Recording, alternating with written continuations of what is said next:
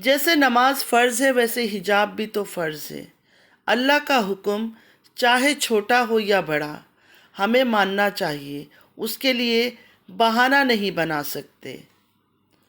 पर्दा एक लड़की के लिए हिफाजत है, उसके ईमान की हिफाजत। शैतान की साथी ना बने, आज से ही पर्दा शुरू करें। अस्सलामु अलैकुम रहमतुल्लाहि व बरकातुहू। My YouTube friends, welcome back to my channel. Hope कि आप लोग बिल्कुल ठीक ठाक है और आप सबकी दुआ से अल्हम्दुलिल्लाह मैं भी ठीक हूँ। और अल्लाह पाक से यही दुआ है कि आप लोग हमेशा सही सलामत रहे, खुश रहे अपने अपने घरों में अपने फैमिली के साथ। आमीन सुम्मा आमीन।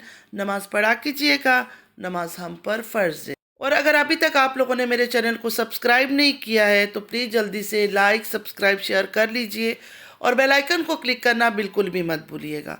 बेल आइकन क्लिक करने से ये होगा कि जब भी मैं कोई वीडियो अपलोड करूँगी सबसे पहले नोटिफिकेशन आप लोगों को मिलेगा।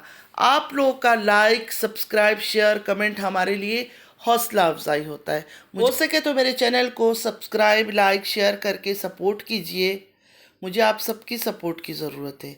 चलिए स्टार्ट करते हैं आज का रिएक्शन। यासीन और अकबर ख़ानदान के ड्रामे देख देख कर आप लोग मेरी तरह पक चुके होंगे, लेकिन न्यू ईयर का पहला 2025 का पहला कंटेंट जो है ना रमज़ी लेकर आया है, वही शादी का कंटेंट।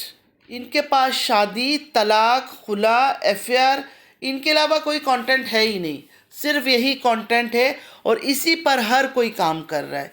सबसे पहले छोटी बाजी हस्बैंड का फेक कंटेंट लेकर आई 13 साल की मोहब्बत का। उसके बाद डीडी आया अपना थर्ड मैरिज का स्टोरी लेकर। फिर बीच में फारूक भाई की जो वाइफ है नज्जो, वो चोलिस्तान चोलिस्तान चोलिस्तान करती रही कि चोलिस्तान चले जाते हैं, शायद किसी के साथ चक्कर है, शादी करने वाले हैं, फारूक शादी करने वाला है। ये ड्रामा उसका चलता रहा। फिर आ गई नैनू का हस्बैंड चला गया विलेज शाहरुख, और नैनू यहाँ बैठी हुई है। कोई कह रहा है खुला ले लिया, कोई कह रहा है डिवोर्स हो चुकी है, कोई कह रहा है इद्दत में बैठी हुई है। और नैनू के बाद अभी 2025 में सबसे पहला कंटेंट रमज़ी लेकर आया। रमज़ी और अनीता की नाराज़गी चल रही है। मतलब 2 दिन की सिर्फ इनकी नाराज़गी थी, 2 दिन के अंदर इतना बड़ा फैसला हो गया कि अनीता ने अगर बात नहीं माना 4-6 महीना देखेगा रमज़ी, उसके बाद वो भी शादी कर लेगा। इतना कुछ रमज़ी ने बता दिया, लेकिन ये नहीं बताया कि अनीता नाराज़ है किस बात पर। मतलब इतनी नाराज़ हो गई है, ना ससुराल वालों की सुन रही है, ना अपने घर वालों की सुन रही है, किसी की नहीं सुन रही है। सब हार मान गए कि नहीं, हमारी बातें अनीता नहीं सुन रही है। एक्चुअली रमज़ी के मुंह में भी खून लग चुका है। पहले तो इतना वो वीडियो नहीं बनाता था, ब्लॉग नहीं बनाता था, शॉर्ट्स कभी कभी शायद डालता था, लेकिन अब उसके मुंह में भी खून लग गया है। उसको भी अब पैसे कमाना है, तो इस वजह से ये ड्रामे स्टार्ट हो गए। लेकिन रमज़ी ये बात कैसे भूल गया, कि इसी कंटेंट पर सारा ख़ानदान काम कर रहा है। यासीन ख़ानदान भी अकबर ख़ानदान भी। अब व्यूवर्स इतने उल्लू तो नहीं है, इतने पागल तो नहीं है, कुछ थोड़े हैं मासूम लोग, वो समझते नहीं है चीज़ों को, इसलिए वो सपोर्ट करना शुरू कर देते हैं इस तरह के फजूल कंटेंट को। लेकिन जो समझदार है, जिनको इनकी समझ आ गई कि ये इसी ट्रैक पे काम कर रहे हैं, यही कंटेंट पर सब वर्क कर रहे हैं, वो लोग कभी भी रमज़ी को सपोर्ट नहीं करेंगे। रमज़ी को ये बात समझना चाहिए था। ने बताया कि उनका और अनीता के बीच कुछ लड़ाई चल रही है। ज़्यादा दिन की लड़ाई नहीं है, बस ओनली 2 डेज़ की लड़ाई में अनीता ने रमज़ी को ब्लॉक कर दिया, रमज़ी से बातचीत सब बंद कर दी। हंसी की बात यह है कि अनीता रमज़ान से कह रही है कि मुझे आपसे कोई राब्ता नहीं रखना है, कोई ताल्लुकात नहीं रखना है, और अब मेरा जो दिल चाहेगा मैं वही करूँगी। वाह, अच्छा स्क्रिप्ट लिखा रमज़ी, वेल डन। एक्चुअली गुरुओं को देख देख कर चेला भी स्टार्ट हो गया। पहले नैनू के पास था, वहाँ रमज़ान की ट्रेनिंग हुई, मतलब हर चीज़ देख रहा था कैसे ड्रामा करते हैं, कैसे एक्टिंग करते हैं। उसके बाद वहाँ से निकला, फिर छोटी बाजी के पास आ गया। 2 गुरुओं से ट्रेनिंग लिया है रमज़ी ने, तो अब वो क्यों पीछे रहेगा, वो भी यही हरकतें करेगा। लेकिन मैंने कहा ना, रमज़ी बहुत गलत कदम उठाया तुमने।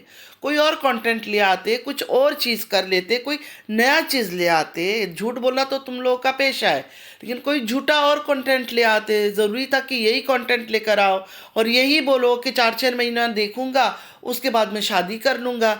शादी के नाम पर मैं ये कहना चाहती हूँ, मुझे लगता है अनकरीब अनकरीब और एक चैनल भी बनने वाला है। अब वो किसका चैनल है आप पूछे मुझसे, अनीता का भी चैनल बनने वाला है। मैं ये बात इसलिए कर रही हूँ कि रमज़ी ने सिग्नल तो दे दिया कि 4-6 महीने के अंदर अगर अनीता ने मेरे से सुलह नहीं किया तो मैं फिर शादी कर लूँगा। और शादी के बाद क्या होगा, सारा सिंपैथी अनीता को मिलेगा।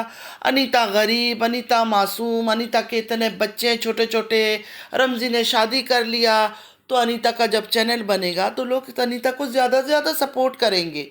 और ज़्यादा सपोर्ट से क्या होगा, ऑफ कैमरा मियाँ बीवी सेट हैं, एक साथ है, सिर्फ ऑन कैमरा हमने लड़ाई झगड़ा नाराज़गी दिखाना है। पैसा आएगा तो एक ही घर के अंदर आएगा, क्योंकि एक चैनल की कमाई से तो इनका पेट नहीं भरता। इनका ग्रीड इतना ज़्यादा है, ये लालची इतने ज़्यादा है कि एक चैनल से तो इनका पेट भरने वाला नहीं है। तो अब दूसरा चैनल बनेगा तो एक तरफ रमज़ी जो डालेगा उसको व्यूज़ आएंगे, दूसरी तरफ अनीता भी ब्लॉगिंग करेगी तो अनीता को व्यूज़ आएगा। और रमज़ी जिस तरह की हरकतें कर रहा है तो जाहिर सी बात है लोग अनीता को सपोर्ट करेंगे अगर उसका चैनल बन गया। शादियों को, निकाह को इन्होंने एक मजाक बना के रख दिया है। तलाक के नाम को इस तरह लेते हैं कि तलाक कोई मजाक हो। हर कोई, नैनू के मामले में हो, डीडी की जो वाइफ फातिमा उसके मामले में भी हो, तलाक खुला ये वो, इनके लिए ये सब चीज़ें मजाक है। ये मजाक करते करते अल्लाह ना करे सच में अगर ऐसा कुछ हो गया तो ये क्या करेंगे। अभी तो इनको तलाक लेने का कोई इरादा नहीं है, ना ही खुला लेने का इरादा है किसी का। सिर्फ और सिर्फ लोग उससे सिंपैथी लेने के लिए ये तलाक का गेम, बेबस अबला नारी बनने का गेम खेल रहे हैं। लेकिन अगर अगर कभी किसी टाइम फरिश्तों ने आमीन कर दिया और सच में हो गया, खैर इनके लिए कोई फ़र्क नहीं पड़ता। मैं क्यों इतना परेशान हो रही हूँ, ये तो इनका रोज़मर्रे का खेल है। तलाक ले लो, नया आदमी से शादी कर लो, एक से दिल भर गया तो निकाह में रहते हुए दूसरे के साथ भाग के चली जाओ, ये सब तो इनका मतलब चलता रहता है। लोगों को चाहिए इस तरह के फजूल कंटेंट पर इनको सपोर्ट ना करें, क्योंकि इनको जितना मौका मिलेगा ये ऐसे ही कंटेंट लेकर आएंगे। व्यूवर्स को अब तो समझ जाना चाहिए कि ये लोग झूठ बोलते हैं और इस तरह का झूठा कंटेंट लाकर सिर्फ और सिर्फ व्यूवर्स का मजाक उड़ाते हैं। मैं खुद भी चाहती हूँ कि रमज़ी पैसे कमाए, क्योंकि वो गरीब है, वो पैसे वाला नहीं है छोटी बाजी की तरह या डीडी लोगों की तरह।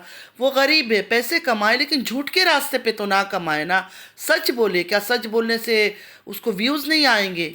थोड़ा थोड़ा करके भी आते हैं तो कोई बात नहीं, एंड ऑफ द मंथ तो एक अच्छा खासा अमाउंट मिल ही जाता होगा। चलिए थोड़ा बात कर लेते हैं डीडी के बारे में। डीडी को लोग कमेंट कर रहे थे कि जैसे सानिया का फेस रिवील किया वैसे ही फातिमा का भी फेस रिवील करो। मतलब कोई अच्छी सलाह तो नहीं दे रहे हैं, गलत सलाह ही दे रहे हैं, क्योंकि सबको मज़ा लेना है। ये सोशल मीडिया है, जो दिखता है वो बिकता है, सबको सिर्फ मज़ा लेना है। मतलब हमें बुरा लगता है, मुसलमान होकर हमें बुरा लगता है कि एक औरत अगर नकाब कर रही है तुम उसको क्यों बेनकाब करोगे।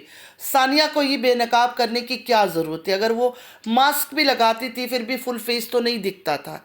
लेकिन अब सब लोग का डिमांड ये है जैसे सानिया का नकाब उतारा है उसी तरह फातिमा का भी उतार दो। फातिमा तो खुद कप का उतार कर फेंक देती, कप का फातिमा उतार कर फेंक देती, वो बहुत एडवांस है। लेकिन उसकी मजबूरी ये है, जो सऊदीया में उसके अब्बू हैं, जो उसके अब्बू जी सऊदीया में रहते हैं, उन्होंने साफ मना किया है कि तुम लोग अपना नकाब नहीं उतारना, वरना ये लोग भी उतार चुके होते हैं। अच्छा, लोगों का ये भी कमेंट था डीडी भाई सानिया की तरह फातिमा को भी गिफ्ट दो। मुझे ऐसा लगता है कि सानिया जो है ना इन सब चीज़ों में पहल करती है, गिफ्ट देने में। मतलब दिलबर का कोई चीज़ भी होता है तो ये सबसे पहले मेरे ख्याल में ये गिफ्ट देती है, इस वजह से दिलबर उसको देता है। देखिए अगर कोई आपको दे रहा है, हस्बैंड वाइफ में भी अगर हस्बैंड आपको दे रहा है तो आपका भी दिल चाहेगा मैं उसको दूं। या अगर वाइफ पहले से कुछ लेकर आपके लिए रख रही है या तैयारी कर रही है या दे रही है, तो अगर आदमी का दिल भी नहीं है ना तो मजबूर होकर उसको भी दिल पक्का करना पड़ता है कि नहीं वो मुझे दे रही है तो मुझे भी देना है। तो मेरे ख्याल में सानिया ये सब में पहल करती है, और फातिमा जो कि ये सब चीज़ें नहीं करती है तो शायद इस वजह से दिलबर और उसका ये सब चीज़ें लेन देन इतना ज़्यादा नहीं होता होगा। फातिमा तो विलेज में बैठ के कह रही थी मैं और कराची नहीं जाऊंगी, विलेज में ही रहूंगी, ये वो। ये लोग एक ज़ुबान के क्यों नहीं हैं? इनमें सबसे बड़ी ख़राबी ये है कि ये झूठे हैं और ये खुद साबित करते हैं। मतलब खुद बोल रही थी कि जब पैसे थोड़ा हो जाएंगे फिर जाके वहाँ बच्चों को अच्छे स्कूल में पढ़ाऊंगी, अभी मैं विलेज में ही रहूंगी। लेकिन आ गई कराची, देखे आ गई, अच्छी बात है, उसका घर है, आना ही था। लेकिन झूठ क्यों बोलना था? झूठ इसलिए बोलना था, सिंपैथी कार्ड खेल रही थी। व्यूज़ जितना लेना था वो ले चुकी थी वहाँ। लोगों ने फिर ऐसी चीज़ें जब ये लोग बोलते हैं ना, फिर लोग भर भर के जाकर व्यूज़ देते हैं कि वो फातिमा नहीं आ रही है विलेज से, उधर ही रह जाएगी। तो वहाँ जो कमाना था कमा लिया, अब यहाँ आ गई है। तो मैं यही कहूँगी फातिमा मैडम, कम से कम एक ज़ुबान की बात किया करो। इतना धोखा अच्छा नहीं है, इतना फरेब अच्छा नहीं है। हर टाइम झूठ बोलते हो। मैं कहती हूँ ना, ये लोग इतना झूठ बोलते हैं, कभी अगर ये लोग कोई सच बात भी करेंगे ना, कोई यकीन नहीं करेगा। तो डीडी बाइक में बिठाकर चार चार बच्चों को लेकर सीवीयू चला गया। दिखाया यही है कि ना फातिमा जा रही है, ना सुमेरा जा रहा है, ना बाबर जा रहा है, कोई भी साथ नहीं जा रहा है, सिर्फ मैं बच्चों को अकेला घुमा रहा हूँ। वैसे फातिमा नज़र आ जाती तो सारा खेल ही इनका बिगड़ जाता, क्योंकि इनको तो नाराज़गी नाराज़गी वाला गेम अभी खेलना है। अभी तो कराची में भी ये गेम खेलना है। तो इस वजह से ना सुमेरा नज़र आई, ना ही फातिमा नज़र आई। अच्छा, कुछ बहनें मेरे से नाराज़ भी हो जाती कि मैं फातिमा पर यकीन नहीं करती हूँ। मैं क्या करूँ प्यारी बहनों, मुझे नहीं यकीन आता इस औरत पर, इसकी बातों पर। ना मुझे तरस आता है ना यकीन आता है। ये भी मुझे ओवर एक्टिंग की दुकान लगती है, क्योंकि मुझे पता है कि ऑफ कैमरा इनका सब सेट है, सिर्फ ऑन कैमरा ये ड्रामा करते हैं यहाँ आके। ये लड़ाई लड़ाई, रिएक्शन रिएक्शन, नाराज़गी, ये सब कुछ सिर्फ और सिर्फ ऑन कैमरा का दिखावा है। डीडी कोई दुनिया का पहला आदमी नहीं है जिसने 2 शादियाँ की है, मतलब 3 शादियाँ की, एक को तो तलाक दे चुका है। मतलब अब 2 बीवी को मैनेज कर रहा है। तो कभी खुला का ड्रामा, कभी तलाक का ड्रामा, ये सब क्या है? ये जो तलाक वर्ड है ना, इसको बार बार लेना भी नहीं चाहिए मुंह पर। बार बार मुंह पर लेना नहीं चाहिए, बार बार बोलना नहीं चाहिए मैं ये ले रही हूँ, मैं वो ले रही हूँ, मैं खुला ले लूँगी, मैं अकेला रह जाऊँगी, मैं सेपरेट हो जाऊँगी। जब तुम लोगों ने नहीं होना है तो क्यों बोलते हो? ये सब चीज़ें तो जब इंसान बिल्कुल फाइनल फाइनल डिसीजन ले जाए कि अब और इसके साथ मेरा नहीं हो सकता है, तब चलो वाईटी फैमिली को आकर बता दो कि फाइनली हमने डिसीजन ले लिया है, हम अलग हो रहे हैं, हम सेपरेट हो रहे हैं, हम खुला ले रहे हैं, हम तलाक ले रहे हैं, हम डिवोर्स ले रहे हैं, जो भी तुम लोग ले रहे हो। एक ही दफ़ा जब डिसीजन ले लो तब आकर ये पैसे लूटने के लिए, लोगों से व्यूज़ लेने के लिए, डॉलर लेने के लिए, फ़ंड कमाने के लिए, हमदर्दी लेने के लिए, ये सब क्यों बोलते हो आकर? लोगों का दिल इतना नरम होता है, इतना मासूम होता है कि लोग तड़प जाते हैं। जाहिर सी बात है, सब शादीशुदा औरतें ही इनको देखते होंगे तो लोगों को ख़राब लगता है, बुरा लगता है कि देखो एक शादीशुदा हंसता बसता घर बर्बाद हो रहा है। अच्छा, बच्चों की भी तबीयत का ड्रामा मुझे समझ नहीं आया। डीडी घर पे नहीं होता है तो बच्चे बीमार हो जाते हैं, डीडी जब घर में होता है तो बच्चे बिल्कुल फिट एंड फाइन होते हैं। ये कैसे मुमकिन हो सकता है? मतलब बाप के घर होने से या ना होने से बच्चों की बीमारी का क्या ताल्लुक है? तो मैं तो फातिमा से इतना ही कहूँगी कि फातिमा, अल्लाह से डरो, बच्चों के नाम पर व्यूज़ मत लो, बच्चों को इस्तेमाल मत करो, बच्चों की बीमारी का बार बार मत बोला करो। बच्चे बीमार है, बच्चे बीमार है, बच्चे बीमार है, ये अच्छी बात नहीं है। बस और क्या बोलूँ इनके बारे में? इनकी कहानी अगर शुरू हो जाए ना तो घंटों बीत जाएंगे, ख़त्म ही नहीं होगा। एक के बाद एक के बाद एक, कुछ ना कुछ याद आता रहेगा। तो आज के लिए बस इतना ही। उम्मीद है कि आज का वीडियो आप लोग को अच्छा लगा होगा। अगर अच्छा लगा है तो लाइक सब्सक्राइब शेयर ज़रूर कीजिएगा, नमाज़ पढ़ा कीजिएगा। नमाज हम पर फ़र्ज़ है। अल्लाह पाक हम सबको नेक हिदायत दे, हमारी औलादों को नेक हिदायत दे, हमारी गुनाहों को माफ़ करे। आमीन या रब्बल आलमीन। नमाज़ पढ़ा कीजिएगा, नमाज हम पर फ़र्ज़ है। चलती हूँ, दुआ में याद रखिएगा। ज़िंदगी रही फिर मुलाकात होगी। अल्लाह हाफिज़।